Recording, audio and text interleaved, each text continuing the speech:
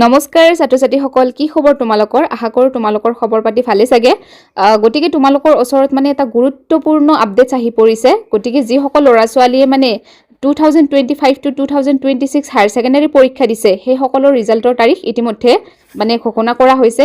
গটিকে তোমালোকৰ এতিয়া ৰিজাল্ট 28 এপ্ৰিল গটিকে 28 এপ্ৰিলত তোমালোকৰ ৰিজাল্ট পাই যাবা আৰু এই ঘোষণাটো একচুয়ালি মই কৰা নাই বাৰু এইটো আমাৰ সিএম স্যাৰ মানে হিমন্ত বিশ্ব শৰ্মা ডাঙৰীয়া স্যাৰে নিজে টুইট কৰিছে আৰু এইটো মই তোমালোকক স্ক্ৰিনত দেখাই দিছো তোমালোকে চাব পাৰা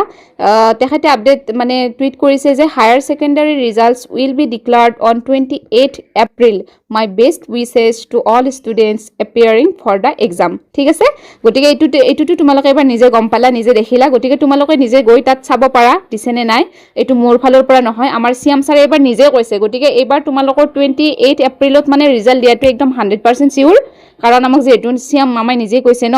গটিকে তোমালোকৰ ৰিজাল্টৰ বাবে মানে ৰেডি থাকা ঠিক আছে আৰু তোমালোকে মোক মানে আগৰ ভিডিঅ'টোত বাৰু অলপ জিটি কৈছা আৰু গটিকে বাৰু যি নহওক এতিয়াটো তোমালোকেটো ফাইনেল মানে ৰিজাল্ট পাই গলা আৰু গটিকে কোন তাৰিখে ৰিজাল্ট দিব সেই ডেটটো গম পালা আশা কৰো মানে আৰু এইটো কিন্তু কোনো ধৰণৰ ফেক নহয় ঠিক আছে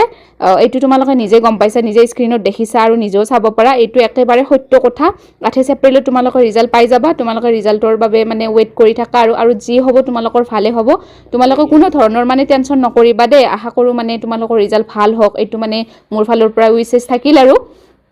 গটিকে আৰু মানে এইখিনিতে এটা কথা কৈছো তোমালোকে কোনে মানে ৰিজাল্টত কি ডিভিজন পাৱা মোক মানে